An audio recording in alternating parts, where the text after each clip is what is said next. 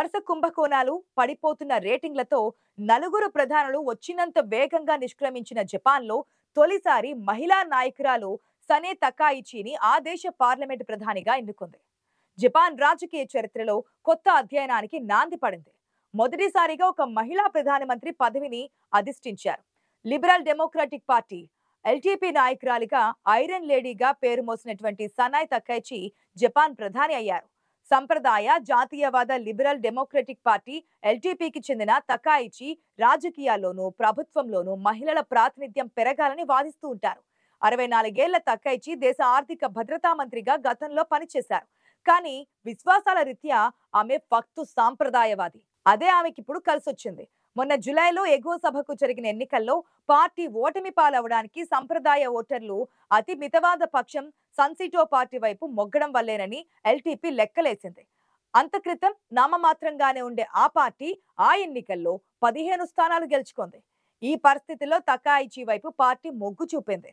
అందుకే ఈ నెల మొదట్లో పార్టీలో ఆమె నలుగురు పురుష అభ్యర్థులను అధిగమించి ప్రధాని పదవికి ఎంపిక కాగలిగారు. అన్ని దేశాల్లోనూ అతి మితవాద పక్షాలకు స్ఫూర్తినిస్తున్న అమెరికా అధ్యక్షుడు ట్రంప్ జపాన్లోనూ తన ప్రభావం చూపారు. సన్సిటో ఎదుగుదల ఆయన పుణ్యమే. మేక్ జపాన్ గ్రేట్ అగైన్ నినాదాన్ని సన్సిటో వల్లించడం యాదృచ్ఛికం కాదు.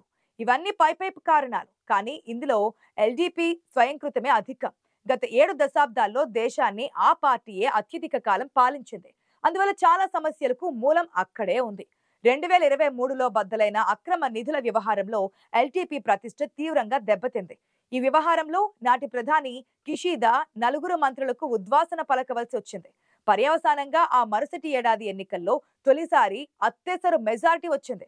అటు తర్వాత కూడా వరుస ఎదురు దెబ్బలు తప్పడం లేదు. దీనికి తోడు ఏళ్లు గడుస్తున్న కొద్దీ జపాన్ రుణభారం పెరుగుతూ వస్తోంది. ద్రవ్యోల్బణం కారణంగా ఆహార పదార్థాల ధరలు ఆకాశానంటాయి. సరుకుల కొరత జనాన్ని పీడిస్తోంది. వీటన్నిటి వల్ల మార్కెట్లు దెబ్బతిన్నాయి. అమెరికాకు జపాన్ ఎంత మిత్రదేశమైనా ట్రంప్ సుంకాల బెదిరింపులు జపాన్ను వెంటాడుతూనే ఉన్నాయి. వీటిని సరిచేసే మార్గం తోచక జనంలో నానాటికి పెరుగుతున్న అసంతృప్తిని నివారించలేక చివరకు తకాయిచి ఎంపికే సరైందని పార్టీ నాయకులు భావించారు. తకాయిచికి ఎలాంటి రాజకీయ నేపథ్యం లేదు. ఆమె జపాన్లోని నారా ప్రిఫెక్చర్లో జన్మించారు. తల్లి పోలీస్ విభాగంలో పనిచేసేవారు. చిన్ననాటి నుంచే స్వతంత్రత, ధైర్యం ఆమె వ్యక్తిత్వంలో కనిపించేవి. యూనివర్సిటీలో ఉన్నప్పుడు ఆమె ఒక హెవీ మెటల్ బ్యాండ్ లో డ్రమ్మర్ గా ప్రదర్శనలు ఇచ్చారు. బైక్ రైడింగ్ పై ఆమెకు మక్కువ ఎక్కువగా ఉండేది. కవాసాకి Z400 అనే బైక్ ఆమె ప్రియమైన రైడ్. ఆమెను ప్రపంచ వ్యాప్తంగా జపాన్ ఐరన్ లేడీగా అభివర్ణిస్తున్నారు. తకైచి తన రాజకీయ ఆలోచనల్లో కఠిన సాంప్రదాయవాద వైఖరిని పాటిస్తారు. తకైచికి జీవితంలో తొలి అడ్డంకి లింగ వివక్ష రూపంలో ఎదురైంది. ప్రతిష్టాత్మక విశ్వవిద్యాలయాల్లో ప్రవేశానికి అర్హత సాధించిన ఆమె తల్లిదండ్రులు ట్యూషన్ ఫీజు చెల్లించడానికి నిరాకరించారు. ఆమె అమ్మాయి కాబట్టి ఇంటి దగ్గరే ఉంటూ చదువుగాలి అనే కారణంతో ఆమెను ప్రభుత్వ యూనివర్సిటీలోనే చేరమని ఒత్తిడి చేశారు. ఫలితంగా రోజుకు 6 గంటలు ప్రయాణం చేస్తూ కోబ్ యూనివర్సిటీలో చదువుకున్నారు. ఈ అనుభవమే ఆమెను పట్టుదలతో స్వతంత్రంగా జీవించే వ్యక్తిగా తీర్చిదిద్దింది. 1987లో తకైచికి మత్సుషితా ఇన్స్టిట్యూట్ నుంచి స్పాన్సర్షిప్ లభించింది. దాంతో ఆమె అమెరికాకు వెళ్లి డెమోక్రటిక్ పార్టీకి చెందిన కాంగ్రెస్ సభ్యురాలతో ఫెలోగా పనిచేశారు. అక్కడి రాజకీయ వ్యవస్థ ఆమెకు కొత్త ఆలోచనలను నేర్పింది. తిరిగి జపాన్కి వచ్చిన తర్వాత ఆమె టీవీ ఆసాహి ఛానల్లో యాంకర్ గా పనిచేశారు. 1993లో స్వతంత్ర అభ్యర్థిగా పార్లమెంట్ ఎన్నికల్లో విజయం సాధించి రాజకీయ రంగ ప్రవేశం చేశారు. 1996లో ఆమె అధికార పార్టీ ఎల్టీపీలో చేరారు. తకైచి మాజీ ప్రధాని షింజో అబేకి అత్యంత విశ్వసనీయ శిష్యురాలిగా గుర్తింపు పొందారు. అబే ప్రోత్సాహం వల్ల ఆమె మంత్రివర్గంలో కీలక స్థానాలు పొందారు. ప్రస్తుతం తకైచి ప్రధాని కావడంతో తాత్కాలికంగా మార్కెట్లు కోలుకున్న మాట వాస్తవమే అయినా వివిధ అంశాలపై ఆమె వైఖరి పార్టీ కొంప ముంచుతుందని వాదిస్తున్న వారు లేకపోలేదు. ఇక దేశ తొలి మహిళా ప్రధానిగానే ఆమె నుంచి జపాన్ మహిళలు పెద్దగా ఆశించడానికి ఏం లేదని అంటున్నారు పరిశీలకులు. రాచరికపు పోకడలతో పితృస్వామ్య భావనలు బలంగా ఉన్న జపాన్ సమాజంలో ఆమె తీరు ఈ తరం మహిళలకు మింగుడు పడడం లేదు.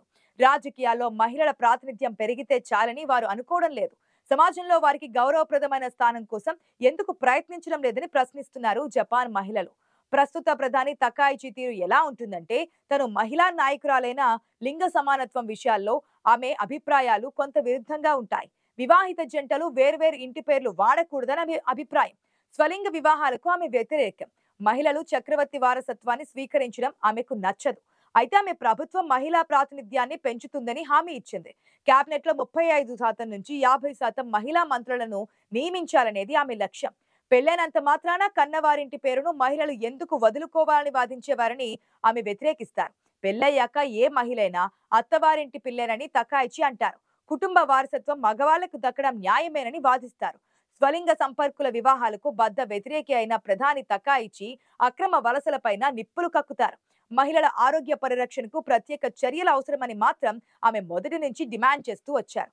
ఇవన్నీ ఇలా ఉంటే వచ్చే 2028 ఎన్నికల నాటికి ఎల్టీపీని తకాయిచి గట్టెక్కించడం మాట అటుంచి ఇప్పుడున్న అత్యవసర మెజారిటీతో సుస్థిర పాలన అందించగలరా అన్న సంశయం అందరినీ పీడిస్తోంది.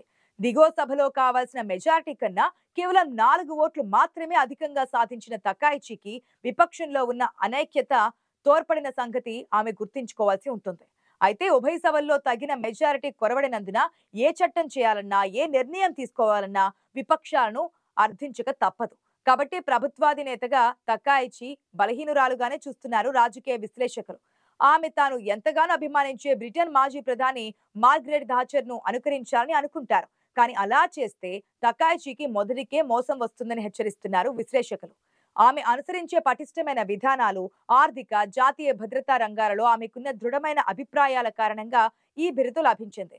సంక్లిష్టమైన అంతర్జాతీయ సవాళ్లు, దేశీయ ఆర్థిక పరిస్థితులు నెలకొన్న తరుణంలో ఆమె నాయకత్వంపై దేశ ప్రజలు ఎన్నో ఆశలు పెట్టుకున్నారు.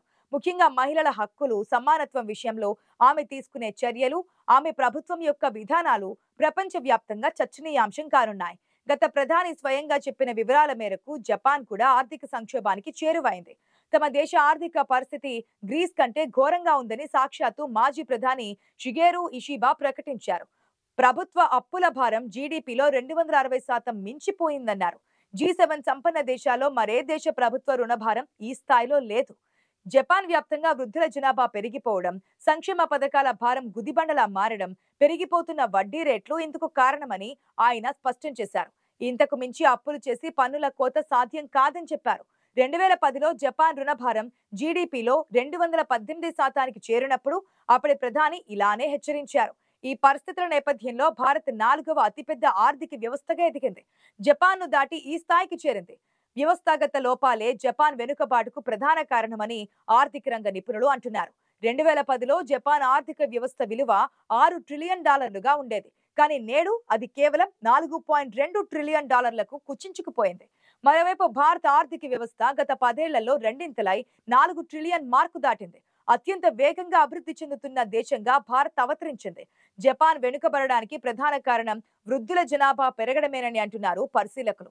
ఎందుకంటే జపాన్ జనాభాలో 65 ఏళ్లకు పైబడిన వారి వాటా 30%గా ఉంటుంది. దీంతో అక్కడ పనిచేసే మానవ వనరుల కొరత ఎక్కువైంది. వినియోగం, ఉత్పాదకత తగ్గాయి. వృద్ధులకు పెన్షన్లు, వైద్య ఖర్చులు ప్రభుత్వాలకు భారంగా మారాయి. అంతిమంగా ఈ వ్యవస్థాగత లోపాలు జపాన్కు గుదిబండలుగా మారాయి. జపాన్ మొట్టమొదటి మహిళా ప్రధానిగా సనాయి తకాయిచి ఎంపిక కేవలం ఒక రాజకీయ విజయం మాత్రమే కాదు, లింగ సమానత్వం దిశగా దేశం వేసిన ఒక ముందడుగుగా చెప్పవచ్చు. ఆమె పదవీ స్వీకారం తర్వాత ఆమె పరిపాలనా విధానాలు, ముఖ్యంగా ఆర్థిక సంస్కరణలు, వయోవృద్ధ జనాభా సమస్యలు, జనాభా వంటి పొరుగు దేశాలతో సంబంధాల విషయంలో ఎలాంటి వ్యూహాలను అనుసరిస్తాయనేది వేచి చూడాలి. తకాయిచి నాయకత్వంలో జపాన్ అంతర్జాతీయ వేదికపై మరింత శక్తివంతంగా మారుతుందని రాజకీయ విశ్లేషకులు భావిస్తున్నారు.